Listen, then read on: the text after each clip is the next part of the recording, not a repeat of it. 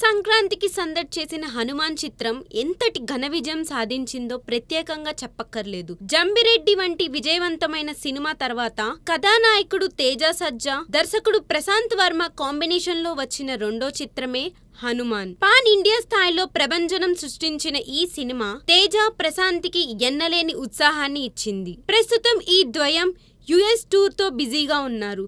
తిరిగి వచ్చాక జై హనుమాన్ పై దృష్టి సారించనున్నారు. 2025లో జై హనుమాన్ తెరపైకి వస్తుంది. తేజ, ప్రశాంత్ కి కాంబినేషన్ సంక్రాంతికి సెకండ్ టైం సందడి చేసి బ్లాక్ బస్టర్ కొట్టినట్టే. వేసవిలో రెండు ఆసక్తికరమైన కాంబినేషన్ లో లక్ టెస్ట్ కి రెడీ అయ్యాయి. ఇస్మార్ట్ శంకర్ వంటి భారీ విజయం తర్వాత రామ్ పోతినేని, పూరి జగన్నాథ్ కాంబినేషన్ లో వస్తున్న డబల్ ఇస్మార్ట్ మార్చి 8న తెరపైకి వస్తుంది. అలాగే గీతా గోవిందం అనంతరం విజయ్ దేవరకొండ, పరశురామ్ కాంబినేషన్ లో తయారవుతున్న ఫ్యామిలీ స్టార్ ఏప్రిల్ 5న జనం ముందుకి రానుంది.